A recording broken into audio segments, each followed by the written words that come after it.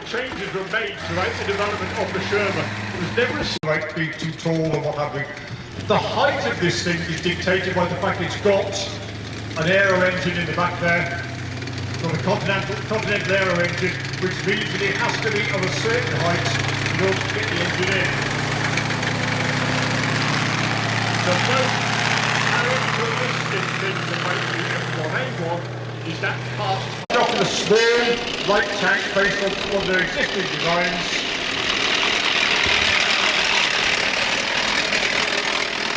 And then raised it to the chassis here. Big difference between the two. Shows how the concept of a light tank developed for the Americans. You remember David was saying that between the wars the Americans built virtually no tanks at all. And when it all kicked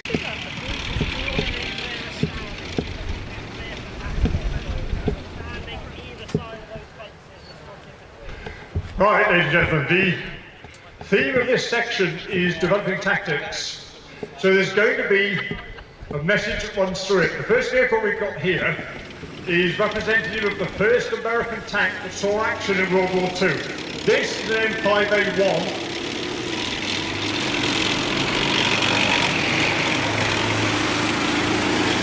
Which is an upgraded version of the M3 Stuart, as it was called by the British. Things as well that we've been able to pick up on during 1943. In other words, we need a more powerful gun to penetrate the armour of German tanks like the Panther. This is called a...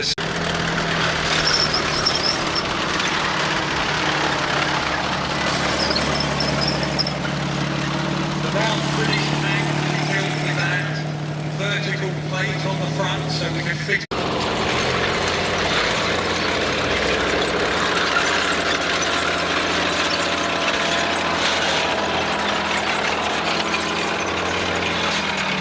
tank design department of Woolwich comes under the turret. More protection that way. 37mm, the size of the hole at the end of the barrel, small anti-tank gun. Outclassed quite quickly, but can still do damage against soft-skin vehicles, etc. Two guys in the turret, commander and the...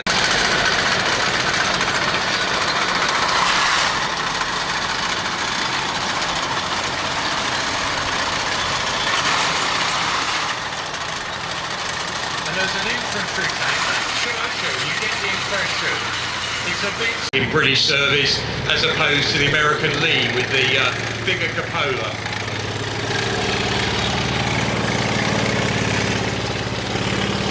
This raft is new here at the museum.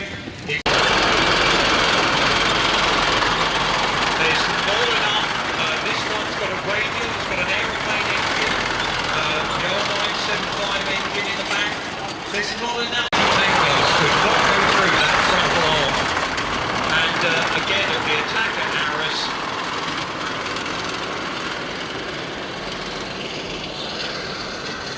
Good across country, and only a few units use that Greyhound. 6x6, all driven wheels on it, 37mm gun. By the time it comes into service, it was supposed to be a tank destroyer. Doesn't really work that way. Not going to know, are you? But one of the tanks down there, the following the Valentine, is the Churchill. And again, it's another infantry tank. It's a tank to support the infantry in the attack. And this is going to be our third model infantry tank.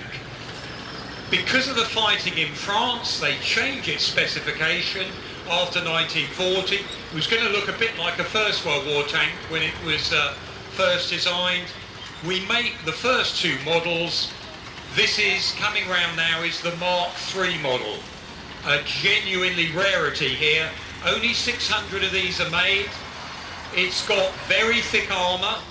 There it is with the 13 on the side of the turret. It starts off with a 2-pounder gun. It ends up with a howitzer in the hull as well. We get rid of this on the Mark III. We put a 6-pounder gun on and then a bored out 6-pounder that's called a 75mm. That was a tank that was nearly cancelled because it didn't quite work, first of all. The manual, many of you might know this, when they first gave the manual out to the troops with the first Churchill tanks that had been built, it said on page 1, don't worry, we know this has got problems, but we think you better have it now just in case. We get it better, and the Churchill sees amazing service in World War II. We use it for engineer variants, the famous AVRE, Armoured Vehicle Royal Engineers. It sees amazing service as a bridge layer, flame-throwing crocodile, and the gun tank itself supporting the tank infantry brigades. They see amazing service as well in the Second World War. So it earns its keep by the end of it. The last model Churchill, the Mark 7 that you see in Normandy, thicker armour on the front than a Tiger 1. So it's very well protected, firepower not so good. Now we've also got out here today as well, we've got some other things. Britain was great with wheeled armour. On the by the US Army. So this is the direct ancestor to your deuce and a halves and everything else that came after. Built in 1917-18, but built by a number of different companies. This is one of the things about the localisation industry. Give these guys a wave as they come past. Our victorious infantry, well done.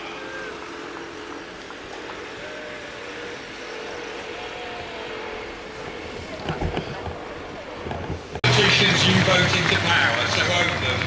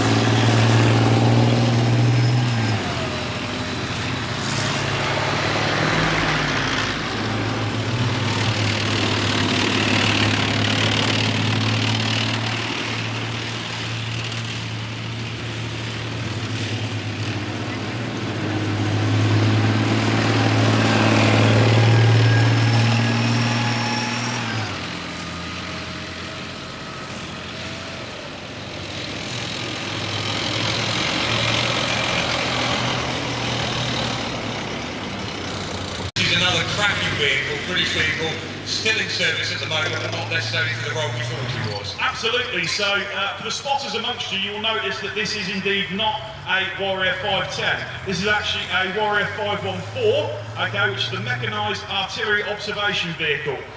How do we know that? If you look carefully around, though, it's only got 2 antennas today for the radios. There are space for 4 antennas there. Why has it got that many? Well, because this is what the artillery use to confirm and direct fires on target. Instance of the battle picture, this is going to sit just behind that line of tanks. The tanks could push forward. A recce vehicle could push forward. Call for artillery. It's going to need confirmation from artillery. So absolutely, you're correct. However, every tank in service can look like this. It's just a series of add-on things.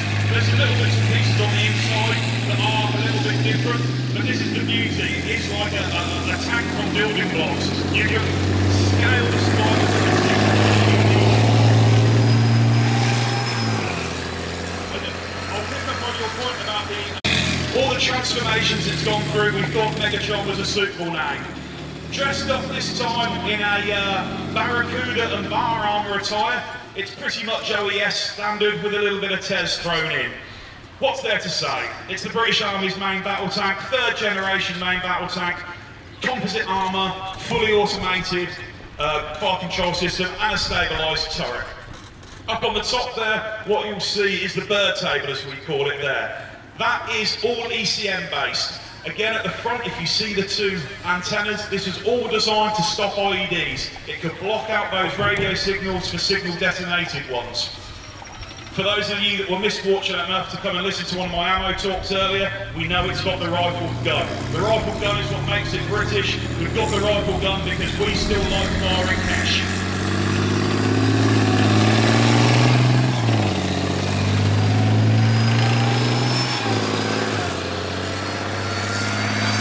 For other roles on the battlefield. Yeah, absolutely. So the first ones, my regiment has been relatively lucky. We weren't the first ones, but we've got some Ajax out on soldiering going now.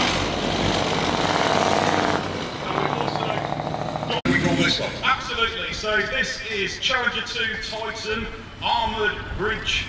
For an armoured vehicle launch bridge. There's a reason we just call it Titan, okay? Part of the T2 series of vehicles manned by the Royal Engineers. You've got the Titan, which is the bridge layer, and the Trojan, which you may have seen last year, which has the mine cloud, the scenes, all of that. This vehicle is a hugely important asset enabling us to carry on with manoeuvre warfare.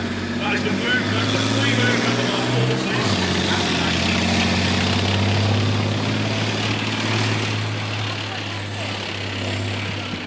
It's there to pull tanks out of trouble. That's what it does, and it is one of the best sounding vehicles I think we have.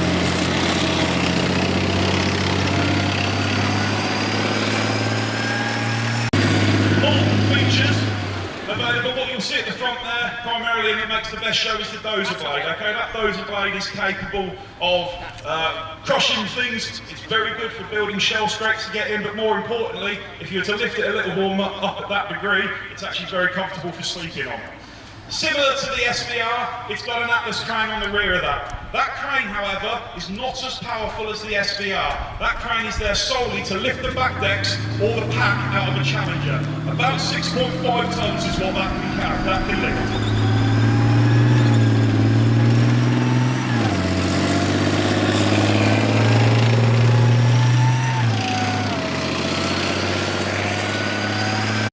Corporal Glasgow, a solid Northern Irish lad, and then Flip Steve in there as well.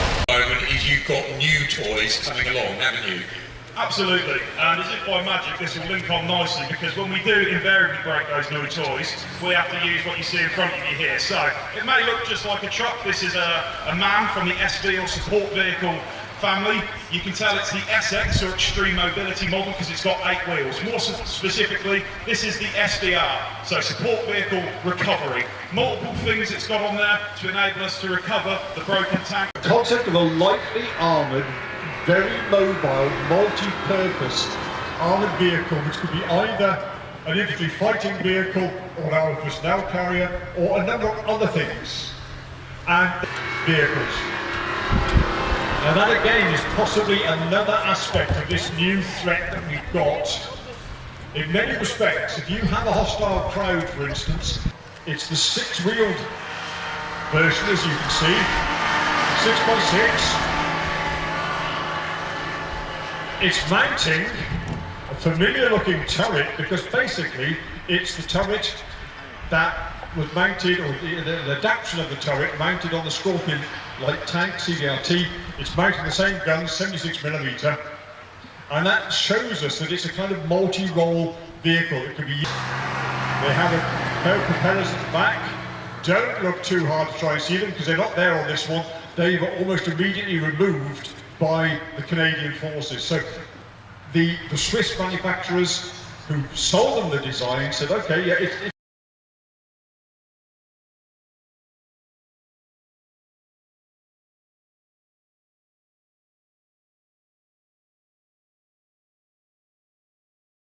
and anti-IED protection. And that's the important thing, really. The most representative selection of those we've got in the front, the CBRT Scimitar. we've got a Desert Warrior, we've got a Piranha, and we've got a Cougar.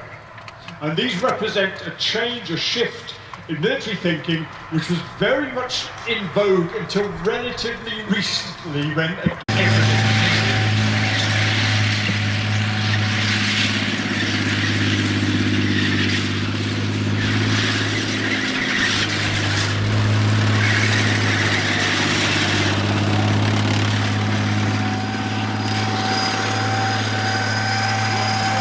T-Tac.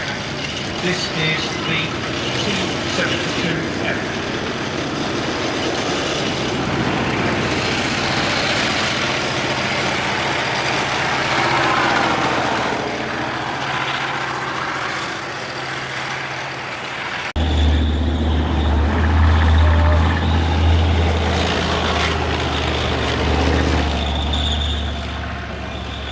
There's a certain amount of firepower there. It's got the pump side. Tank, around about 60 tons.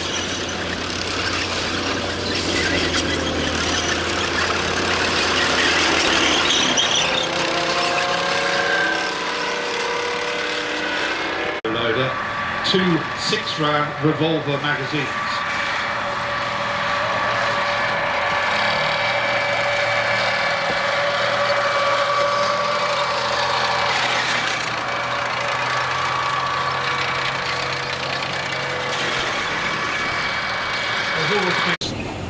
Adorned with one part of the American culture crest.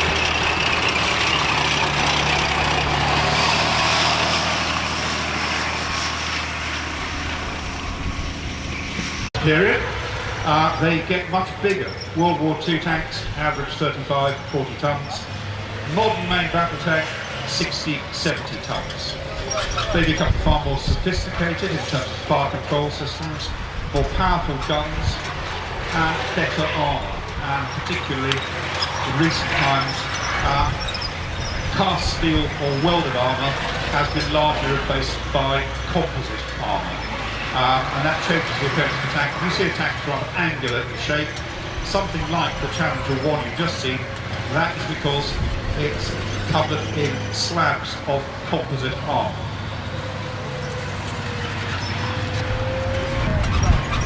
As I said, the tank's going to park up in the middle now.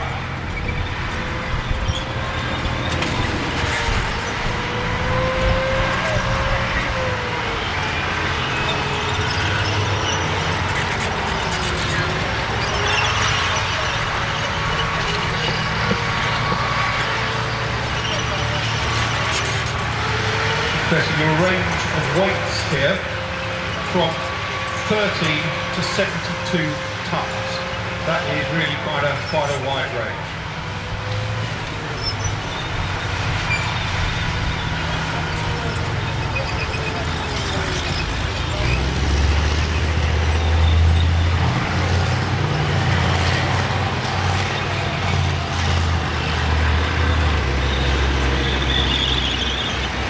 Just passing down with the leopard box.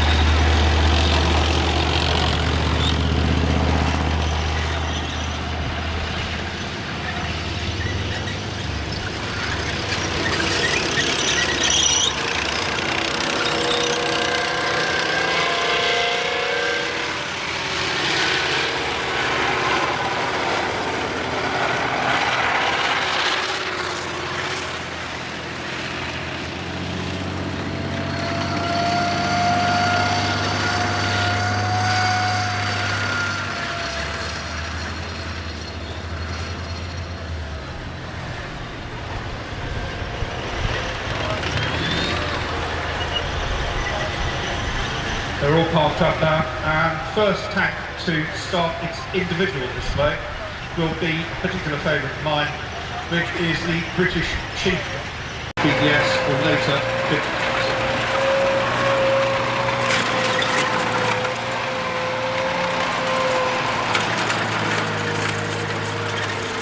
The vehicle that's passing me now is a British successful 005 actually has on it the largest direct fire gun ever put on a tank.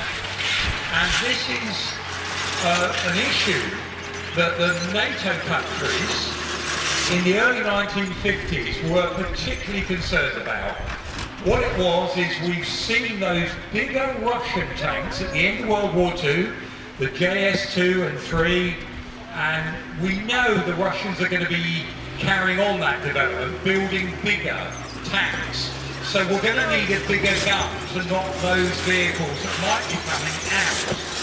And that starts in the early 1950s, a development program for how can we put a gun as big as this 6.2 inch. It was basically a field howitzer that they converted to go on a tank. What's going to work?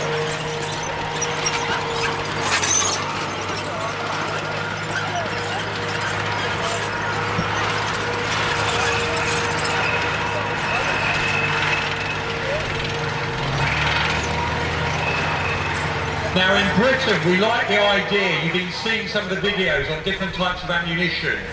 We've come up with something called high explosive squash head at the end of the Second World War.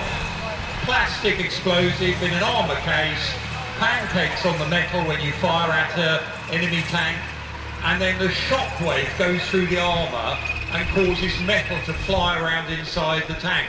You don't need force behind that round so much as just get it on target, it will do the damage. This 7.2 inch howitzer, the 183 gun as they call it, 183mm, they want to test it. So they start with stage. But the Germans coming in are actually manned by French troops, the flanks are the division. So here they come. Again, give them a cheer, they've done the war for you. There they go.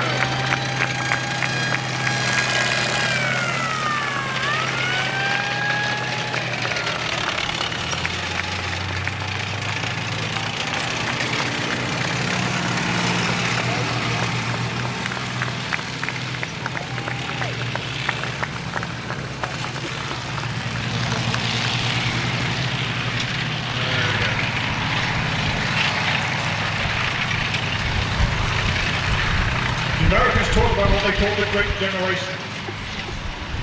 They're the young people who took part in World War II, fighting for belief, for democracy, fighting for other people's freedom, not just their own. And there we go. Oh, well done, I think. Give me a round of applause for me to hit the amazing. They put together this display for us.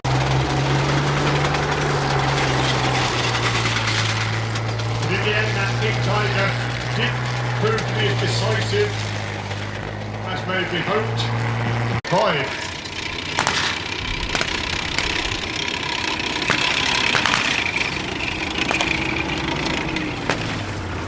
It's an interesting thing to think that the gun on the M5 was designed originally by the Americans as an anti-tank killer.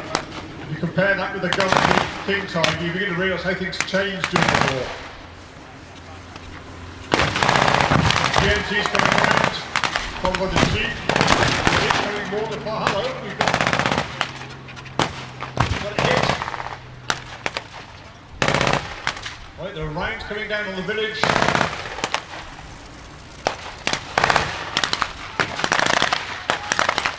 The Americans is street fighting now. Grenades, bayonets. Come on guys, remember, don't run into your own grenade blast. Common mistake amongst young recruits. The Germans have surrendered.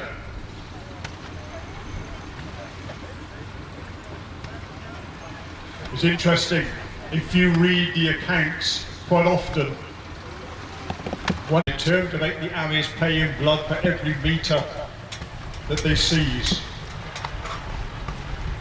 Without reinforcement, that's not going to be very many metres, I fear. But, ladies and gentlemen, here we can see those radio messages did not go unheeded. We've got some American armour coming in, a couple of Shermans,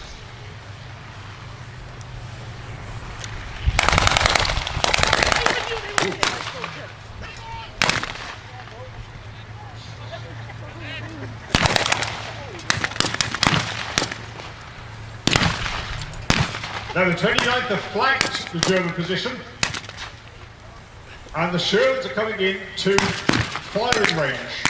Now we've got an M4A1 and we've got the M4A276 with that high velocity 6mm gun, which should be better able to take on the heavy armour on the King Tiger. It's going to be nip and tuck, it really is.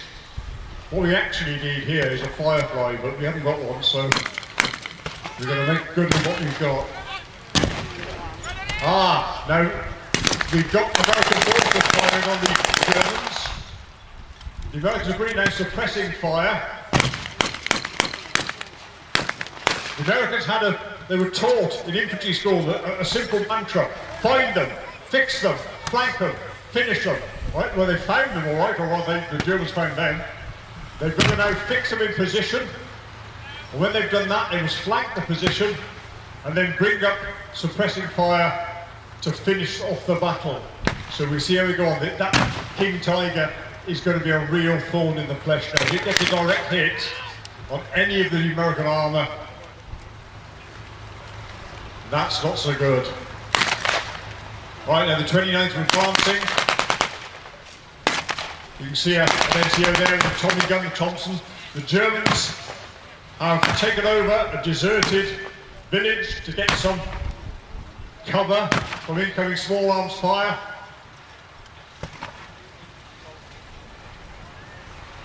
And that King Tiger is still dominating the battlefield. Come on, we need a flight of Typhoons. Where are you, RAF?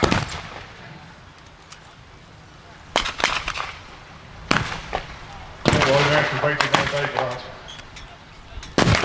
Oh, more incoming fire. Keep their heads down, guys. There's a BAR, Browning automatic rifle going up there.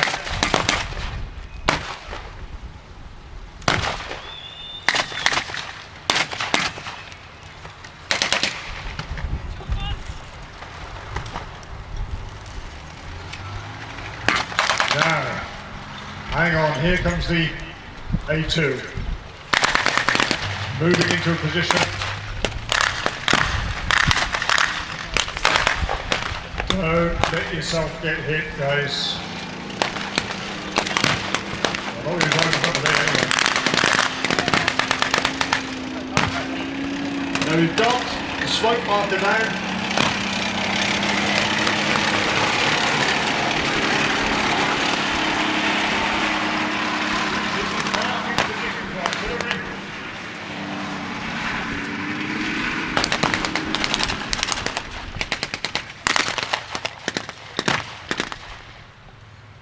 Okay, we've got some very brave GIs there, getting very close to that monster.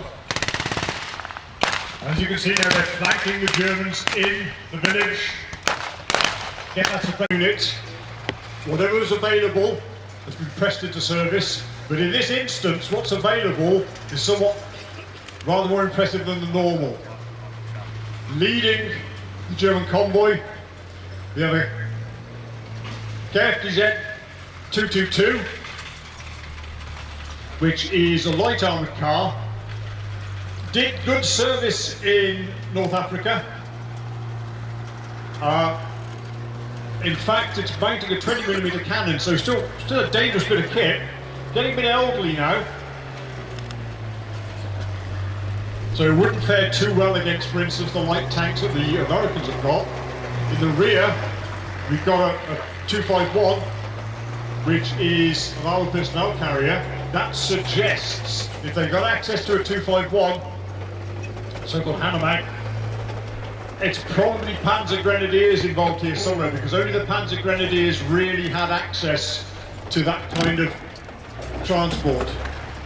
And in the middle, of course, there is a Tiger II, the so-called King Tiger, König Tiger. Now that gives the Germans not only impressive firepower, that 88mm there is a vicious piece of equipment, but also gives them considerable armour support. It's going to take a lot for the Allies, for the Americans to deal with that. Now, thus far, we've seen no deployment of American anti-tank guns. The American light armour is deploying away from the King Tiger. That's absolutely reasonable. There's nothing they can do in the face of that King Tiger.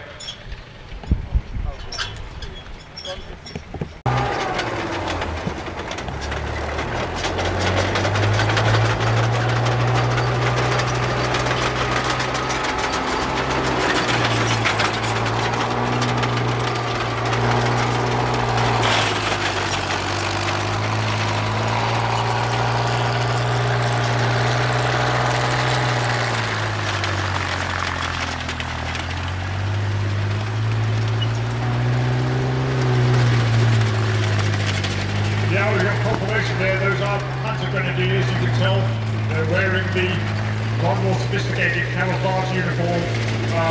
Standard infantry soldiers would not have had access to that kind of kit. The 251 is also mounting MG42 machine guns. These were loathed by Allied troops. An MG42 was capable of throwing out somewhere in the region of 1,200 rounds a minute. Now, in fact, logistically, that was bad news for the Germans. That was using up ammunition they didn't need to use. You can't kill one person 1,200 times. The much slower firing Brownings or Brens with the British were just as effective, but somewhat less terrifying. Now you can see that the 222 and the just beginning to armour. Here you can see conflicts coming in here. These are men in the 29th Division, the guys who landed on Omaha.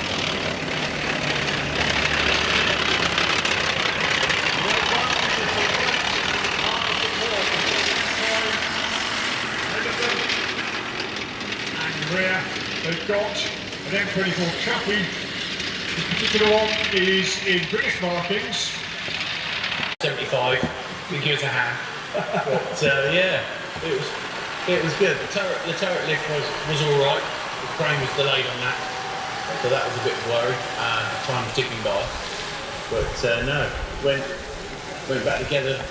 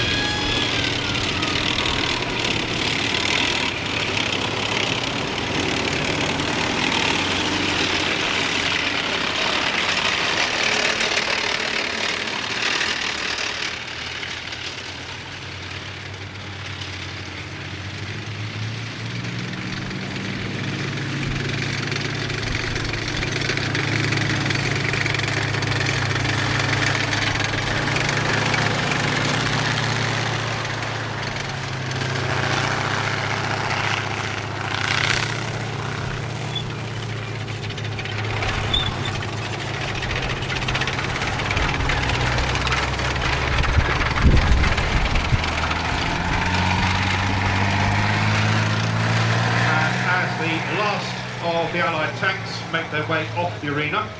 Do hope you've enjoyed that. As a hand up, AP rounds at very, very close range. They've caused very little damage, they've ricocheted off.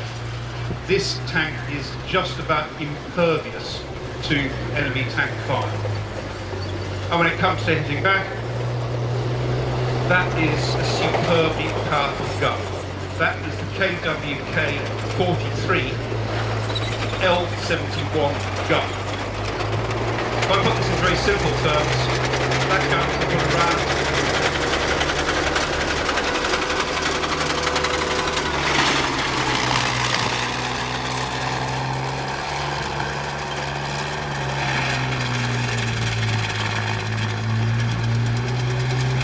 that gun, KWK 43, 88mm.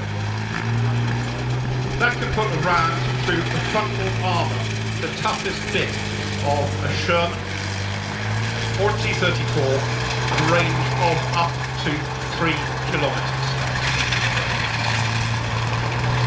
Now, by way of a contrast, we have seen the French Tiger.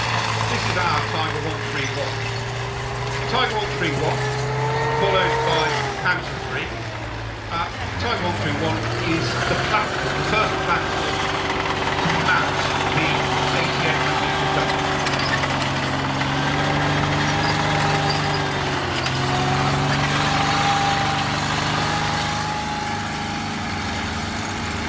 It's not the same gun as you get with the Tiger 2. It is the KWK 36. Even so, very powerful indeed.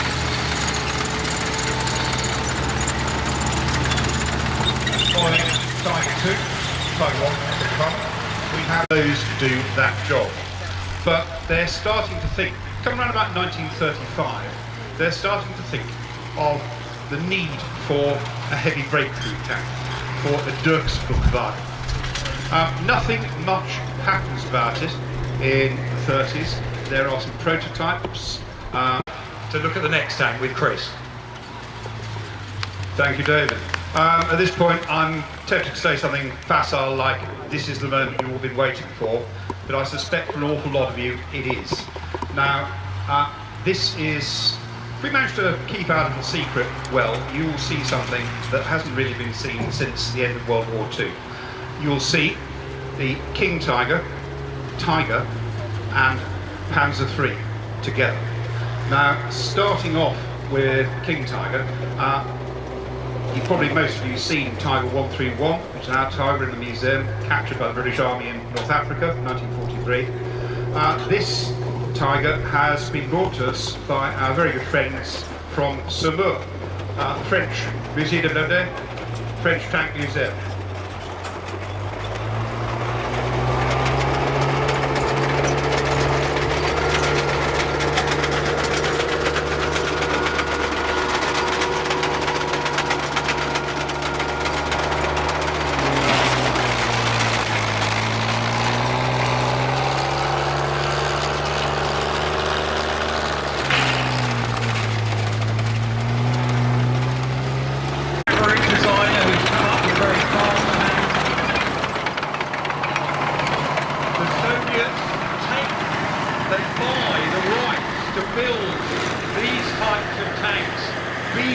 Fast tanks built on the campaign.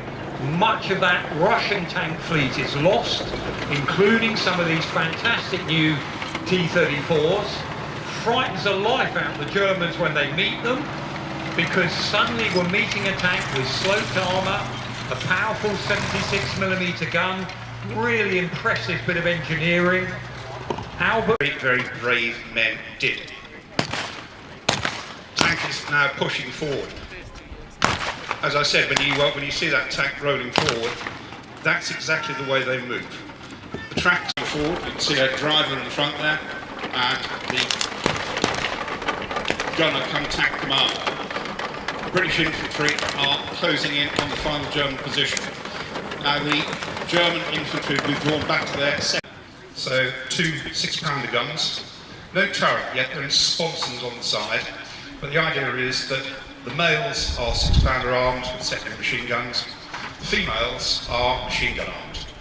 1 male to 2 females. The males take care of the strong points using firing common shell. The females close down the trenches, and the infantry follow behind. And you can see we have got